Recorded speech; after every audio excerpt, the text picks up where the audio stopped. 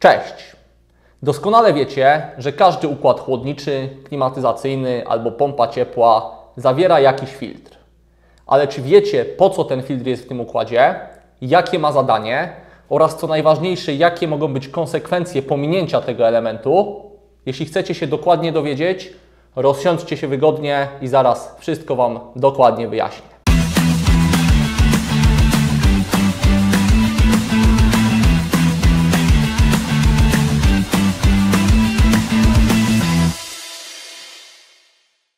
Ogólna definicja filtra mówi nam, że jest to urządzenie, które służy do oddzielenia określonych składników od jakiejś mieszaniny. I nie inaczej jest w układach chłodniczych, klimatyzacyjnych i pompach ciepła, bo o tym tutaj rozmawiamy. Filtr również ma tam takie zadanie, czyli oddzielenia jakiegoś składniku od mieszaniny, w tym przypadku od czynnika chłodniczego z olejem, który krąży w układzie. Ogólne jakby zadanie filtra w tym układzie możemy opisać tak, że filtr musi nam przypilnować, aby układ był zachowany w stanie czystym oraz suchym. Co to znaczy stan czysty w układzie albo suchy? Mówiąc słowo czysty, mam na myśli to, że w takim układzie nie mogą znajdować się żadne ciała obce. Czyli wraz z czynnikiem oraz z olejem nie może tam być żaden, czy jakiś opiłek metalu z zatartej sprężarki, czy cokolwiek innego, dlatego że to uszkodzi nam układ, o tym zaraz opowiem więcej. A jeśli chodzi o suchość, to mam tutaj na myśli wilgoć, czyli wodę znajdującą się w układzie. Zacznijmy od tej wilgoci, czyli od wody. Przed uruchomieniem każdego takiego układu trzeba ten układ osuszyć. To jest sprawa jasna. Ale duży problem jest w tym, że nie każdy robi to w sposób prawidłowy, czyli wielu serwisantów za szybko kończy próżnię, nie sprawdza dokładnie, czy ta próżnia wyciągnęła całą wilgoć. I tutaj wkrótce na naszym kanale pojawi się dokładny film na ten temat, także bądźcie czujni, na pewno dowiecie się dużo ciekawych informacji. I w momencie, jeśli dokładnie nie osuszymy tego układu, zostaną jakieś śladowe ilości wilgoci. I teraz właśnie taki filtr pozwoli nam te śladowe ilości wilgoci wyłapać. Co się stanie, jeśli ta wilgoć nie zostanie wyłapana? Po pierwsze, jeśli doprowadzimy do sytuacji, że ta wilgoć, czyli woda, będzie krążyła w całym układzie, filtr jej nie wyłapie, powstaną nam zbędne kwasy i zdecydowanie pogorszy nam się smarowanie oleju. Czyli olej nie będzie dostatecznie smarował, no tutaj głównie mówimy o sprężarce.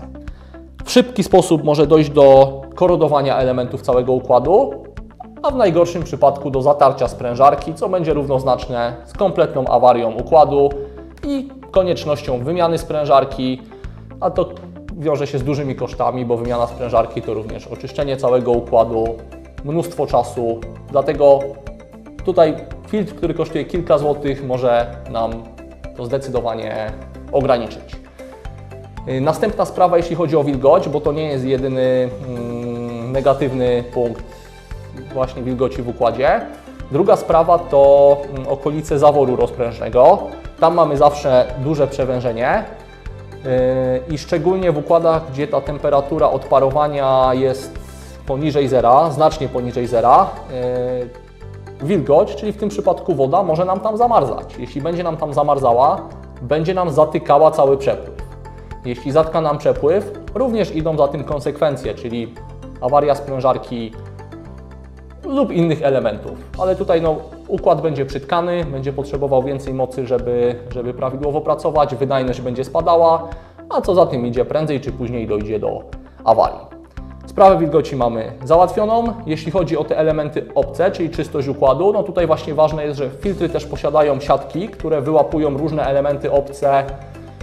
No mówię, mogła być sytuacja, że była gdzieś zatarta sprężarka, jest wymiana tej sprężarki, układ nie był dostatecznie oczyszczony, pojawiły się jeszcze jakieś opiłki i te opiłki, krążąc w układzie, również mogą nam albo zatkać ten układ, albo doprowadzić do zatarcia kolejnej sprężarki, która, załóżmy, przed chwilą była wymieniona na nowo. Dlatego warto zadbać o, już nawet nie mówię o filtrze w układzie, ale o to, żeby też ten filtr był w stanie, można powiedzieć, dobrym, bo on z czasem, jeśli jest ta wilgoć, on z czasem będzie, jeśli będzie eksploatowany, to na skutek akumulacji tej wilgotności oraz zanieczyszczeń on straci swoją wydajność, co również może doprowadzić do zatkania układu. Jeśli ingerujemy w jakiś sposób w układ, czyli jest jakikolwiek serwis, cokolwiek robimy, że otwieramy ten układ, to zawsze należy ten filtr wymienić na nowy. Tutaj nie ma co się zastanawiać, to jest naprawdę kwestia, zaraz pokażę Wam kilka przykładowych filtrów, to są koszty od kilku do kilkudziesięciu, ewentualnie kilkuset złotych za większe urządzenia. Wymiana takiego filtra naprawdę może nam uratować układ przed ogromnymi kosztami związanymi z innymi elementami, czyli tak jak wcześniej wspomniałem, czy to sprężarka, czy jakieś inne dużo droższe elementy. Na co należy zwrócić, wybierając takie filtry? I tutaj powiem tylko, mówiliśmy głównie o filtrach odwadniających, ale są również typy filtrów odkwaszających. Filtry odkwaszające stosujemy, jeśli właśnie jeśli mamy zakwaszony układ, czyli po zatarciu sprężarki olej jest zakwaszony, mamy do tego specjalne preparaty, możemy zmierzyć zakwaszenie tego oleju i wtedy warto też zastosować ten filtr odkwaszający, żeby on też wyciągnął to zakwaszenie z układu. I tutaj w takich sytuacjach, szczególnie w dużych układach, są filtry składane z wymiennym wkładem. To może zaczniemy właśnie od tego filtru. To jest mniej więcej coś takiego. I on w środku posiada miejsce na wkład. I tutaj ten wkład możemy dać albo odwadniający, albo właśnie odkwaszający. I tu jest to o tyle dobre, że ten filtr odkwaszający możemy na jakiś okres w układzie zostawić i później go wymienić na zwykły odwadniający, jeśli już ten odkwaszający spełni nam nasze zadanie. I do takiego filtru są tego typu wkłady. One są hermetycznie zamknięte, dlatego żeby nie chłonęły wilgoci. Oczywiście wtedy będą traciły na swojej wydajności. Kolejne filtry, jakie mamy w ofercie i pojawiają się na rynku, to filtry tego typu. I to są filtry bardzo popularne właśnie w układach, w średnich układach chłodniczych, w klimatyzacjach, w pompach. I tutaj na co należy zwrócić uwagę, wybierając te filtry? Po pierwsze wielkość tego filtra.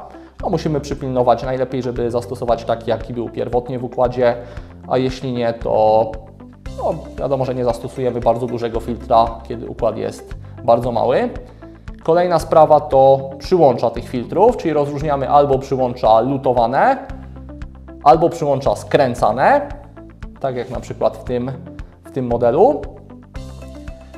I trzeci rodzaj takich bardzo popularnych filtrów to filtry głównie stosowane w lodówkach.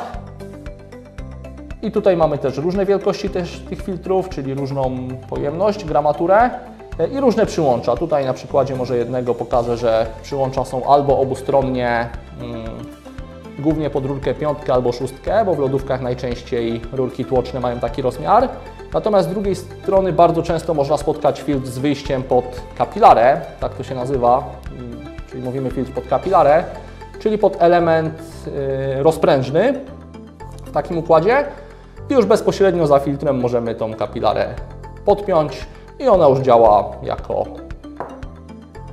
element rozprężny. Przy wyborze filtrów warto również zwrócić uwagę na ich maksymalne ciśnienie. Każdy producent powinien podawać taką informację. Jest to o tyle ważne, że jakieś tańsze zamienniki niewiadomego pochodzenia, no to ciśnienie maksymalne mogą mieć dość niskie. Istnieje wtedy obawa, że filtr po prostu nie wytrzyma ciśnienia w układzie chłodniczym, dlatego warto sprawdzić to maksymalne ciśnienie. Jeśli wiemy, że jest większe niż maksymalne panujące w układzie, nie mamy tutaj obaw, że coś się stanie. Pamiętajcie, koszt filtra jest zdecydowanie mniejszy niż koszt wymiany, załóżmy, sprężarki. Dlatego nie pomijajcie tego kroku. Pamiętajcie, żeby zawsze ten filtr był zamontowany w układzie. Jeśli filtr już jest zatkany, żeby był wymieniony na nowy, a wtedy unikniecie sporych problemów. Jeśli nie wiesz, na jaki filtr się zdecydować, zadzwoń lub napisz, na pewno pomożemy Ci w takim wyborze. Do zobaczenia w kolejnym materiale.